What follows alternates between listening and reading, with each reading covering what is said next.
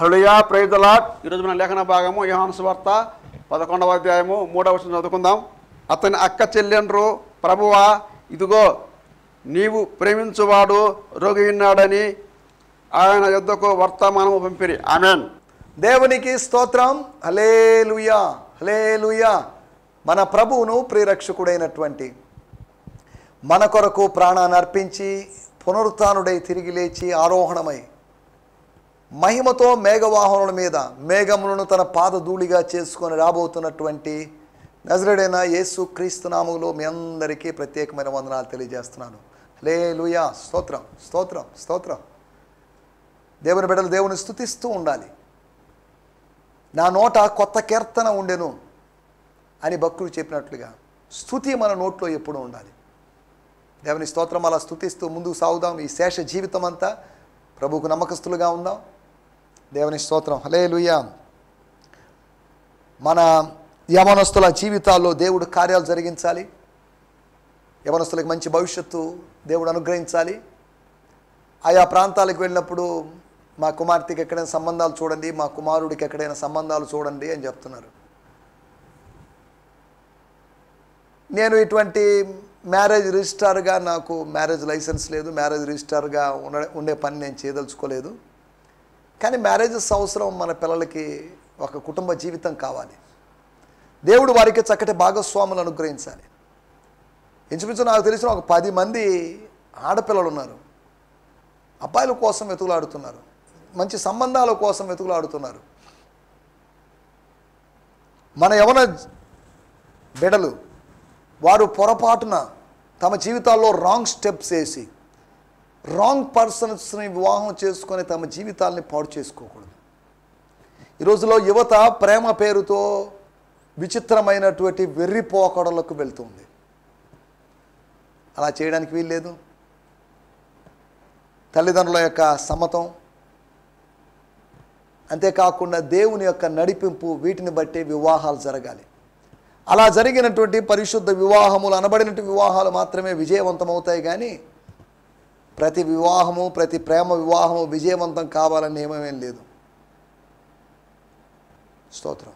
కాబట్టి యవనస్తుల గురించి ఎందుకు ఇలా చెప్పాలని నాకు అనిపించింది. మన యవనస్తుల కోసం దేవుడు చక్కటి భాగస్వాములని దేవుడు అనుగ్రహించినట్లుగా మనం ప్రార్థన చేసుకుందాం. దయచేసి తలలో ఉంచండి, కళ్ళు మూసుకొని చిన్న ప్రార్థన చేసుకుందాం. పరిశుద్ధమైన మా దేవా, మీకు వందనాలు. మా యవన బిడ్డల కొరకు ప్రార్థన చేస్తున్నాం. వారు అల్ప విశ్వాసంతో నామకార్థ క్రైస్తవులుగా జీవిస్తున్న అనేక మంది ఉన్నారు. వారు అన్ని జనులు వివాహం చేసుకొని వారు మరి విశ్వాసంలో భ్రష్టులుగా మారడానికి వీల్లేదు నాయన. అవసరమైతే అన్యులైన వారిని వివాహం చేసుకొని వారిని కూడా ఈ క్రైస్తవత్వంలోకి, ఆత్మీయ విధానంలోకి వారికి నడిపించినట్లుగా వారికి సహాయం చేయమని అడుగుకుంటున్నాను. వివాహ జీవితము అనేది వారి జీవితంలో ప్రాముఖ్యమైన విషయము. ఈ ఇంపార్టెంట్ సమయంలో వారు రాంగ్ స్టెప్స్ చేయకుండా వారికి మీ నడిపింపును అనుగ్రహించమని అడుగుకుంటున్నాను. కన్ఫ్యూజన్స్లో ఉండి ఎవరిని చేసుకోవాలి, ఎక్కడ, ఏంటి. మా వివాహాల్లో ప్రాముఖ్యంగా కుల ప్రస్తావనలు, కులం యొక్క ప్రాముఖ్యత ఎక్కువగా ఉంది ప్రభు. కులాతీత, మతాతీత, ప్రాంతాతీత వివాహాలు జరగాలి. విశాలమైన దృక్పథం మీ ప్రజల్లో, తల్లిదండ్రుల్లో మీరు అనుగ్రహించండి. మీ కార్యం జరిగించమని అడుగుతున్నాను. ప్రతి యవనస్తుని వివాహం పరిశుద్ధ వివాహం అని ఎంచబడగలడు సాయం చేయమని అడుగుంటూ, వివాహం తర్వాత వాళ్ళ జీవితాలు అద్భుతంగా మారగలడు సాయం చేయమని అడుగుంటూ, యేసు క్రీస్తు నామములోనే ప్రార్థించగలుగుతున్నాం పరమ తండ్రి. Amen, amen, amen.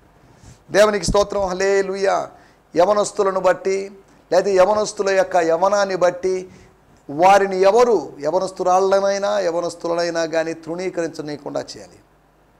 అంతేకాకుండా యవనస్తులు తమ యవనేచ్ఛల నుంచి పారిపోవాలి అని దేవుని వాక్యంలో సలహాలు చెప్పబడ్డాయి, లేకపోతే ఆజ్ఞలు చెప్పబడ్డాయి, ఉపదేశం ఇవ్వబడింది. వీటిని మనం జాగ్రత్తగా పాటించాలి. దేవునికి స్తోత్రం. హల్లెలూయా. గత ఎపిసోడ్లో అనగా నిన్నటి ఎపిసోడ్లో తిరిగి రప్పించేటువంటి దేవుడు, అనగా వెనక్కి పిలిచే దేవుడు. ఎక్కడికో వెళ్ళిపోయాం, చాలు ఇక రండి వెనక్కి, కమ్ బ్యాక్. దూరదేశానికి వెళ్ళిపోయినట్టు కుమారుడు తిరిగి రప్పించబడినట్లు. స్తోత్రం. హల్లెలూయా. చాలామంది ఎక్కడికెక్కడికో వెళ్ళిపోతున్నారు. గమ్యమెరుగనటువంటి ప్రయాణం, హాగరు ప్రయాణంలాగా, లేకపోతే ఎక్కడికి వెళ్తున్నామో ఎరుగనటువంటి ప్రయాణంలాగా. గమ్యం ఎరగకపోతే నీ ప్రయాణము ఇంచుమించు అర్థం పర్థం లేని ప్రయాణం. నీ ప్రయాణము నిర్దిష్టమైన రోజులు కాదు, కానీ ఎప్పుడు ముగుస్తుందో తెలియని పరిస్థితి.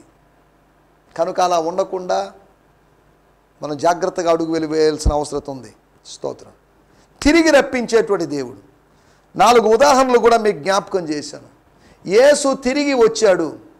యేసు తిరిగి వచ్చాడంటే దేవునికి సంబంధం కట్ అయిపోయి, తండ్రితో సంబంధం కట్ అయి తిరిగి వచ్చాడని కాదు దాని అర్థం.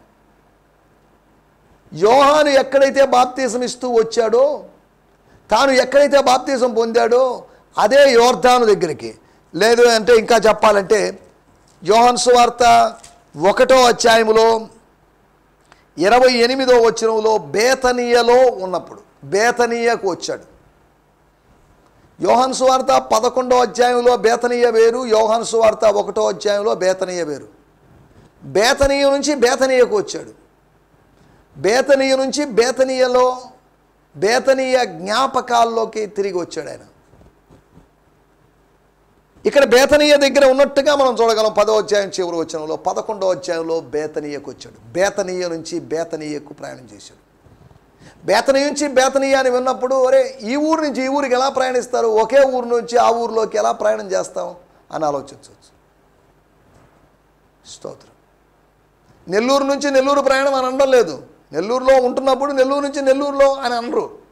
నెల్లూరు నుంచి హైదరాబాదు, నెల్లూరు నుంచి విజయవాడ, నెల్లూరు నుంచి గుంటూరు అంటాం.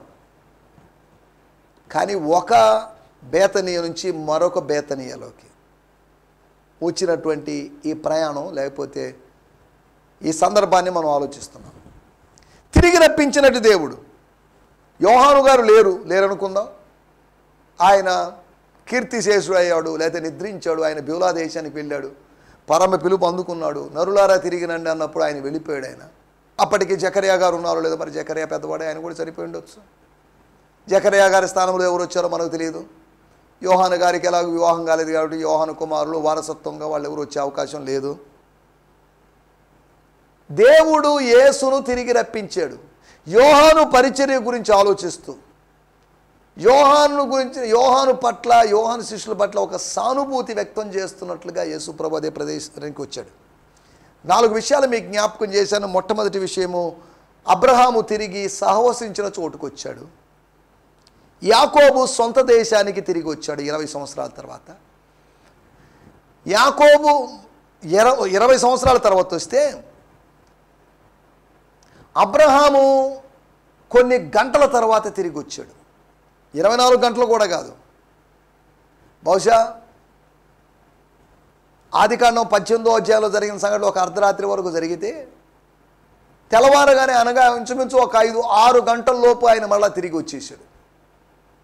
యాకోబు 20 సంవత్సరాలు తిరిగి వస్తే, అబ్రహాము 6 గంటల లోపు తిరిగి వచ్చాడు.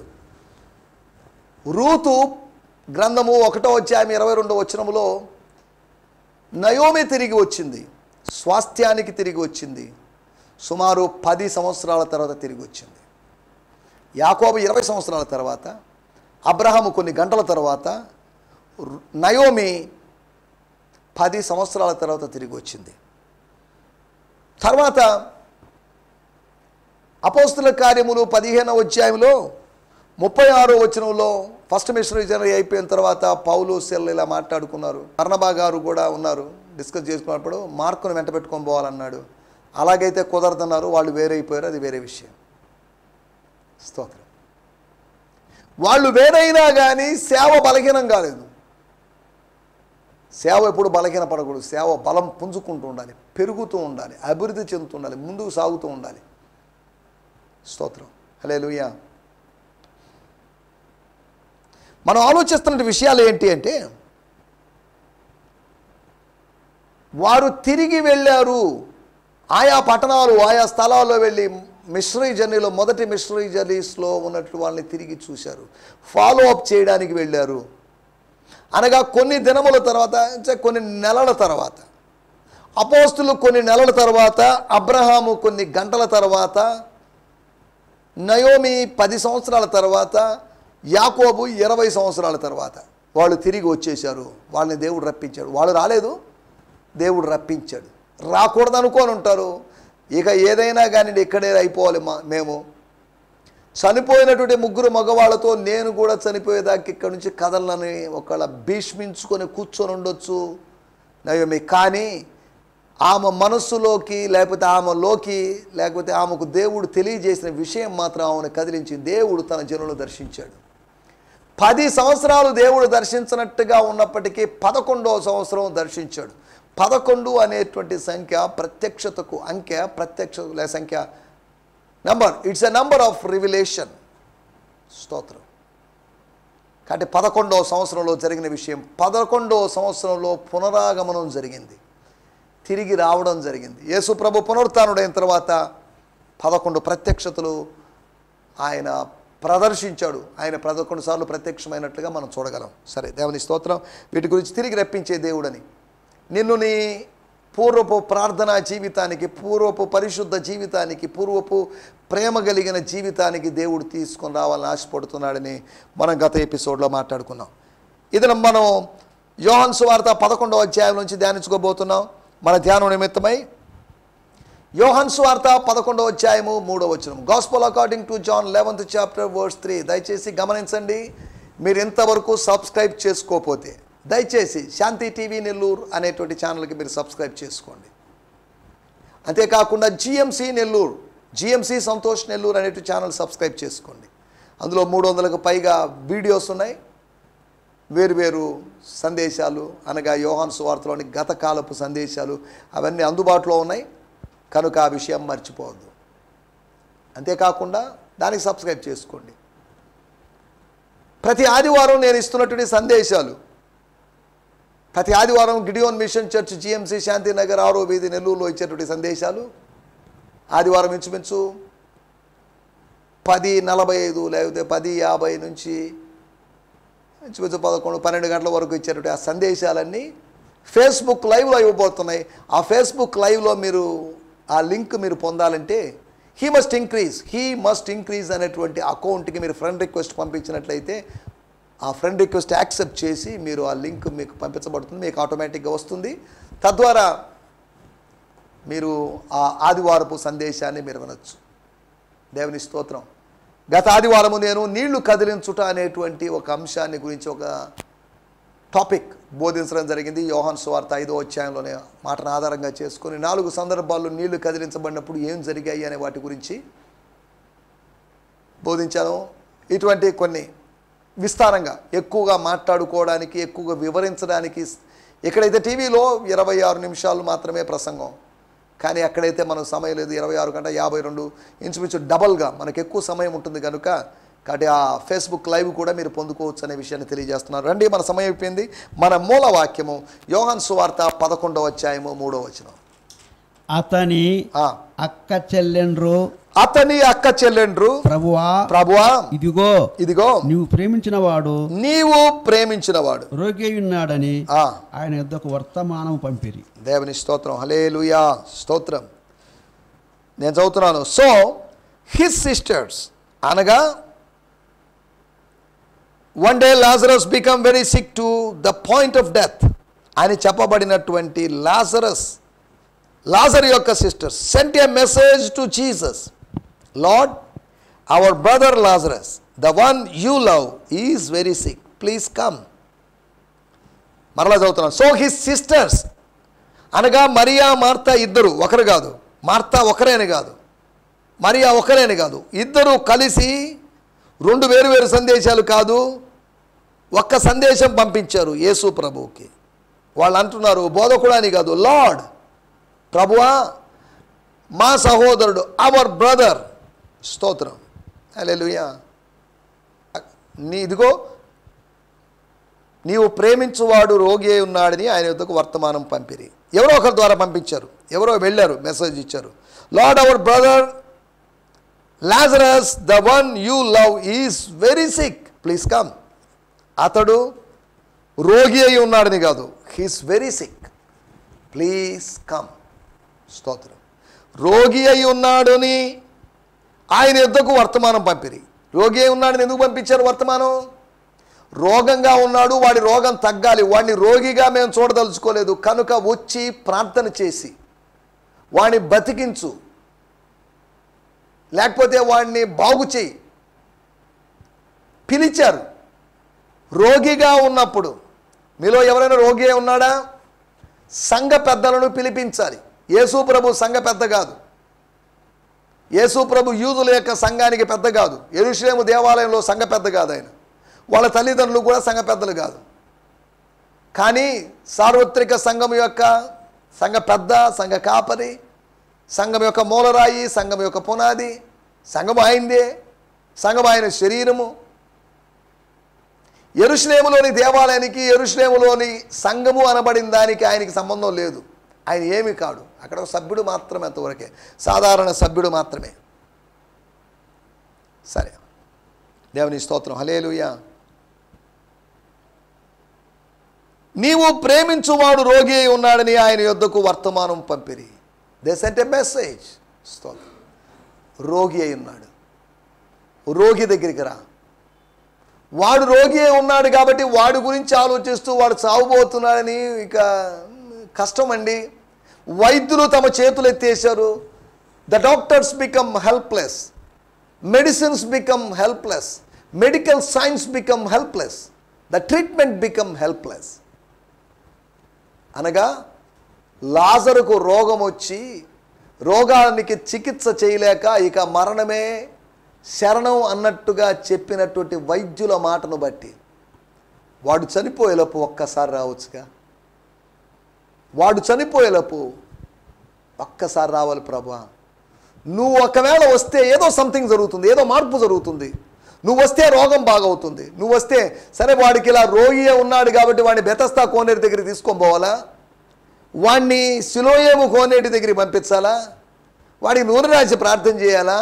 లేకపోతే ఎటువంటి వైద్యం ఇప్పించాలి అని అడగడానికి కాదు. నువ్వు సందర్శిస్తే చాలు. నీ సలహాని కూడా అనలేదు. నీ సందర్శనం ద్వారా స్వస్థత కలుగుతుంది. నువ్వు వస్తే చాలు. నీ ప్రెసెన్స్, నీ సాన్నిధ్యం స్వస్థతను కలుగు చేస్తుంది. ప్లీజ్ కమ్, ఒక్కసారి రా ప్రభు అని కబురు పంపించారు. కానీ యేసు ప్రభు రాలేదు, అది వేరే విషయం. స్తోత్రం. హల్లెలూయా. యేసు ప్రేమ, ఇది మన టైటిల్. యేసు ప్రేమ. యేసు ప్రేమిస్తున్నాడు. 11వ అధ్యాయం 5వ వచనంలో రాయబడింది, యేసు మార్తను, ఆమె సహోదరిని లాజరును ప్రేమించాడు. ముగ్గురు ఉంటే ముగ్గురిని ప్రేమించాడు. ముగ్గురులో ఒకరిని ప్రేమించాడని కాదు, ముగ్గురిని సమానంగా ప్రేమించాడు. స్తోత్రం. 11వ అధ్యాయం 5వ వచనం, 5, 6 కలిసి ఉన్నాయి. Now even though Jesus loved Mary, Martha and Lazarus, he remained where he was for 2 more days. తర్వాత రాయబడిన మాట 36వ వచనం, యోహాను సువార్త 11వ అధ్యాయం 36వ వచనం. స్తోత్రం. కాబట్టి యూదులు అతన్ని ఎలాగూ ప్రేమించనో చూడని చెప్పుకొనిరి. Seeing Jesus weep caused many of the mourners to say, look how much he loved Lazarus. వచ్చి అడవడు అనుకున్నావు. 4 రోజులు అయిన తర్వాత ఏముందిలే, ఆ రోజైతే ఏడ్చుండేవాడు, 4 రోజుల తర్వాత 5వ రోజు ఏమిడిస్తాడు అనుకున్నావు. కానీ చూడండి ఎంత ప్రేమించాడు. ప్రేమ లేదనుకున్నాం కాబట్టి ప్రేమ ఉంది. ఓ రైట్, పర్లేదు. స్తోత్రం. ఇది అక్కడ జరుగుతున్న విషయం. యేసు ప్రేమ ఎటువంటిది అని అర్థం చేసుకోవడానికి 4 విషయాలు మీకు జ్ఞాపకం చేస్తాను. యేసు ప్రేమ యొక్క లక్షణాలు, the characteristics of the love of Christ, love of Jesus Christ. యేసు క్రీస్తు ప్రేమ ఎలాంటిది? మొట్టమొదటి మాట 11వ అధ్యాయము 8వ వచనంలో, ఆయన శిష్యులు, బోధకుడా, ఇప్పుడే యూదులు నిన్ను రాళ్లతో కొట్ట చూస్తుండిరే, అక్కడికి తిరిగి వెళ్ళుదువా అని ఆయన అడిగిరి. యూదులు నిన్ను రాళ్లతో కొట్టాలనుకుంటున్నారు. వాళ్ళు కొడతారు, గ్యారంటీ. కొట్టాలని ప్రయత్నం చేశారు చాలాసార్లు. రాళ్లతో కొట్టబోయినటువంటి స్త్రీని నువ్వు అడ్డుకొని ఆమె ప్రాణాన్ని కాపాడావు. ఇప్పుడు ఆ స్త్రీని కాదు, నిన్ను కొట్టాలనుకుంటున్నారు. మరలా ఎందుకు అక్కడికి? ఎందుకు మరలా యెరూషలేముకి? ఎందుకు మరలా? ఎందుకు డౌన్ సౌత్కి వెళ్ళడం? దక్షిణ భాగానికి ఎందుకు వెళ్ళడం? ఉత్తరంలోనే ఉండిపోదాం, పైన ఉండిపోదాం, ఎగువనే ఉండిపోదాం అన్నట్టుగా వాళ్ళు మాట్లాడారు. ఒకటి, మొట్టమొదటి విషయం, యేసు ప్రేమను బట్టి, యేసు లాజరు మరియా మార్తల మీద ఉన్నటువంటి ప్రేమను బట్టి, ఆ కుటుంబం మీద ఉన్న ప్రేమను బట్టి ఏమైనా పర్లేదు, వెళ్ళాల్సిందే. రాళ్లతో కొట్టినా పర్లేదు, కానీ నన్ను పంపిన వాని చిత్తాన్ని నేను నెరవేర్చాలి, అందుకని వెళ్ళాల్సిందే. ఒకటి, శ్రమను లెక్క చేయని ప్రేమ. స్తోత్రం. భ్రమను కలుగు చేసేది కాదు ప్రేమ, శ్రమను లెక్క చేయలేదు. ఏమైనా పర్లేదు, కొట్టినా పర్లేదు, నేను లేపడానికి వెళ్తున్నాను, లేపేసి వస్తాను. స్తోత్రం, హల్లెలూయా. ఒకటి శ్రమను లెక్క చేయని ప్రేమ దేవుని ప్రేమ, యేసు ప్రేమ. దేవుడి లోకానికి వచ్చాడు, శ్రమను అనుభవించాడు, దేవుని ప్రేమ వ్యక్తమైంది. God's love was revealed when he sent his son, and when he submitted his son to the cross, when he allowed his son to die. సిలువకు అప్పగించింది ప్రేమ, లోకానికి పంపించింది ప్రేమ, సంహరింపజేసింది ప్రేమ. స్తోత్రం. అందుకనే భక్తుడు చక్కగా పాట రాశాడు, ఇదిగో కలువరి సిలువ ప్రేమ, యేసును సిలువకు పంపిన ప్రేమ. స్తోత్రం. దోషిని కరుణతో పిలిచిన ప్రేమ, మరువజాలని ప్రేమ, చెప్పజాలని ప్రేమ, ఆర్పజాలని ప్రేమ. దేవుని స్తోత్రం, హల్లెలూయా. మొట్టమొదటి విషయం, శ్రమను లెక్క చేయనటువంటి ప్రేమ. ప్రేమ రిస్క్ తీసుకుంటుంది, విశ్వాసం రిస్క్ తీసుకుంటుంది. ప్రేమించినప్పుడు రిస్క్ ఉంటుంది, దాంట్లో కష్టాలు ఉంటాయి, నష్టాలు ఉంటాయి. యేసును అన్యజనుల కుటుంబంలోంచి వచ్చి యేసును స్వీకరించి యేసు యొక్క బిడ్డగా కొనసాగడం, కుటుంబ సభ్యులు ఎవరు విశ్వసించినప్పుడు మనం ఒక్కరమే విశ్వసించడం అనేది రిస్క్, ఎదురీత లాంటిది. ఒకటి యేసు ప్రేమ, శ్రమను లెక్క చేయని ప్రేమ. రెండో విషయాన్ని నేను మీకు జ్ఞాపకం చేస్తాను. యోహాను సువార్త 11వ అధ్యాయము 11వ వచనం. ఆయన ఈ మాటలు చెప్పిన తర్వాత మన స్నేహితుడైన లాజరు నిద్రిస్తున్నాడు, అతని మేలుకొలప పిలుచునని వారితో చెప్పగా, Then Jesus said అని కాదు, then Jesus added, Lazarus our friend, నీ స్నేహితుడు, నువ్వు ప్రేమించువాడు అని వాళ్ళు అన్నారు. లాజరస్ అవర్ ఫ్రెండ్, మనందరి స్నేహితుడు, మనందరి common friend, has just fallen asleep. స్తోత్రం. లాజరు నిద్రపోతున్నాడు. ఇది ఏమి నిద్ర ఇది? It is time that I go and awaken him. ఆయన్ని లేపాల్సినటువంటి సమయం, ఆయన్ని మేల్కొల్పాల్సినటువంటి సమయం. This is a time to see a living Lazarus, not dead Lazarus. చనిపోయిన లాజరును చూసే సమయం కాదు, సజీవుడైనటువంటి లాజరును చూసేటువంటి సమయం. Let's go to Judea, pack your things, pack your luggage, pack your bags, let's start our journey. స్తోత్రం. ఎవరేమనుకున్నా మనం వెళ్ళేది, ఏ రాయి పడినా కానీ మనం ఆగేదంటూ లేదు, ఏ రాయి మనల్ని అడ్డుకోలేదు. స్తోత్రం, దేవుని స్తోత్రం, హల్లెలూయా. రెండో మాట, సేవకు సిద్ధపడిన ప్రేమ. లాజరును లేపాలి. ఎవరు లేపాలి? మార్త లేపగలదా? మార్త లేపగలిగే పనితే చనిపోయిన తర్వాతే లేపిండేది. మొదటి రోజు, రెండో రోజు, మూడో రోజు, నాలుగో రోజు లేపాలి. కానీ 5వ రోజు వరకు మతము కానీ మనుషులు ఎవరు కానీ లేపలేని పరిస్థితి. స్తోత్రం. ఈ మాట చెప్పినప్పుడు ఒక మాట నేను మీకు గుర్తు చేస్తాను. యోబు గ్రంథము 14వ అధ్యాయము 12వ వచనం, అనగా పేజీ నెంబర్ 430. అలాగునే నరులు పండుకొని తిరిగి లేవరు, ఆకాశము గతించుపోవు వరకు వారు మేల్కొనరు, ఎవరునూ వారిని నిద్ర లేపజాలరు. నరులు పండుకొని తిరిగి లేవరు, లేస్తారని కాదు. నరులు పండుకుంటే అంటే చచ్చిపోయి తిరిగి లేవరు అనగా పునరుత్థానం లేదని తెలిసి చెప్పేశాడని కదా దాని అర్థం. అదే సమయంలో 19వ అధ్యాయంలో నేను సజీవుడిని, నేను కనులారా ఆయన్ని చూస్తానని చెప్పాడే. జాగ్రత్తగా దీన్ని బ్యాలెన్స్ చేసుకుంటూ వ్యాఖ్యానించాలి. నరులు పండుకొని తిరిగి ఆకాశము గతించిపోవు వరకు, అనగా ఈ పాత ఆకాశము గతించిపోయేంత వరకు, అనగా కొత్త ఆకాశము వచ్చేంత వరకు వారు మేలుకొనరు, ఎవరును వారిని నిద్ర లేపజాలరు. స్తోత్రం. ఎవరు లేపలేరు. స్తోత్రం. కాబట్టి రెండో విషయాన్ని మనం ఆలోచిస్తున్నాం. ఇటువంటి సమయంలో ఎవరు చేయని పని చేయడానికి సేవకు సిద్ధపడిన యేసు, సేవకు సిద్ధపడిన ప్రేమ, సేవకు సిద్ధపరిచిన ప్రేమ. నీ ప్రేమ, నీకు దేవుడు అనుగ్రహించిన ప్రేమ నిన్ను సేవకు సిద్ధపరుస్తుంది. ఒకటి శ్రమను లెక్క చేయని ప్రేమ, రెండవది సేవకు సిద్ధపరిచిన ప్రేమ. మూడో విషయం యోహాను సువార్త 11వ అధ్యాయం 28వ వచనం. యోహాను సువార్త 11వ అధ్యాయం 28వ వచనం. ఆమె ఈ మాట చెప్పి వెళ్ళి బోధకుడు వచ్చి నిన్ను పిలుచుచున్నాడని సహోదరి అయిన మరియను రహస్యంగా పిలిచెను. స్తోత్రం, హల్లెలూయా. బోధకుడు వచ్చి నిన్ను పిలుస్తున్నాడు. వై? కారణం ఏంటి? బోధకుడు రావడం కారణం ఏదో మరి ఆదరించడానికి వచ్చి ఉంటాడు. కానీ ఎందుకు వచ్చాడు? ఎందుకు వచ్చి నన్ను రమ్మంటున్నాడు? ఇది బాగుందే, మరి విచిత్రంగా ఉందే. Then she left and hurried off to her sister Mary and called her aside from all the mourners and whispered to her, the master is here and he is asking for you. స్తోత్రం. He is asking for you. ఆయన నీ గురించి అడుగుతున్నాడు. The master is calling you. దేవుడు నిన్ను పిలుస్తున్నాడు, బోధకుడిని పిలుస్తున్నాడు. మూడో విషయాన్ని మనం ఆలోచిస్తున్నాం. స్నేహభావాన్ని చూపినటువంటి యేసు. ప్రేమ ఎప్పుడు స్నేహాన్ని ప్రదర్శిస్తుంది. ప్రేమ అనేది ఫీలింగ్, స్నేహం అనేది యాక్షన్. స్తోత్రం. హల్లెలూయా. ప్రేమ అనేటువంటి ఆ అనుభూతికి ఫలితంగా జరిగేటువంటి దాని పేరే స్నేహం. ప్రేమ వేరు, స్నేహం వేరు అని రకరకాల విభజనలు చూపిస్తుంటారు. స్నేహం చేస్తున్నాం అంటే ప్రేమ ఉంది, ప్రేమ లేకపోతే స్నేహం చేసే అవకాశం లేదు. మూడో విషయము, యేసు యొక్క ప్రేమ స్నేహభావాన్ని చూపించింది, ఒక ఫ్రెండ్లీ నేచర్ని ప్రదర్శించింది. ఫ్రెండ్లీగా ఉంది ప్రేమ. దేవుని స్తోత్రం. నాలుగో విషయాన్ని నేను మీకు జ్ఞాపకం చేస్తాను. యోహాను సువార్త 11వ అధ్యాయము 33-34 వచనాలు. ఆమె ఏడ్చుటయు, ఆమెతో కూడా వచ్చిన యూదులు ఏడ్చుటయు, యేసు చూసి కలవరపడి ఆత్మలో మూలుగుచు అతనిని ఎక్కడ ఉంచుతని అడగగా, వారు ప్రభువా వచ్చి చూడమని ఆయనతో చెప్పిరి. యేసు కన్నీళ్లు విడిచెను. దేవునికి స్తోత్రం. శోకించినటువంటి ప్రేమ. ఏడ్చు వారితో ఏడుడి అని వాక్యంలో రాయబడింది. నవ్వేవాళ్ళతో నవ్వండి, ఏడ్చేవాళ్ళతో ఏడవండి. సహానుభవాన్ని కలిగినటువంటి ప్రేమ, శోకించినటువంటి ప్రేమ. యేసు ప్రేమను గురించి 4 విషయాలు నేను మీకు జ్ఞాపకం చేశాను. నా మాటలు ముగిస్తున్నాను, సమయం అయిపోయింది. 1, శ్రమను లెక్క చేయని ప్రేమ. 2వది, సేవకు సిద్ధపడిన ప్రేమ, సిద్ధపరిచినటువంటి ప్రేమ. 3వది, స్నేహభావం చూపించినటువంటి ప్రేమ. 4వది, శోకించిన ప్రేమ.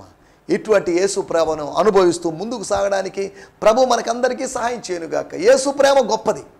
స్తోత్రం. లాజరు ప్రేమ కన్నా, లేకపోతే మరియా మార్తల ప్రేమ కన్నా, యూదుల ప్రేమ కన్నా యేసు ప్రేమ గొప్పది. యేసు ప్రేమను అనుభవిస్తూ మనం ముందుకు సాగడానికి ప్రభు మనకు సహాయం చేయనుగాక. హల్లెలూయా. స్తోత్రం. మీ అందరికీ ప్రత్యేకమైన వందనాలు. ఈ సందేశము మీకు ఆశీర్వాదకరంగా ఉందని నమ్ముచున్నాము. ప్రార్థన అవసరతల కొరకు మమ్మల్ని సంప్రదించవలసిన మా చిరునామా గిద్యోన్ మిషన్ చర్చ్, 6వ వీధి, శాంతినగర్, నెల్లూరు 4, ఆంధ్రప్రదేశ్. పిన్ 524004. మా ఫోన్ నంబర్లు 7036443613 మరి ఒక నంబర్ 9392293010. మా ఈమెయిల్ ఐడి gfihmi2015@gmail.com. దేవుడు మిమ్మును ఆశీర్వదించునుగాక. ఆమేన్.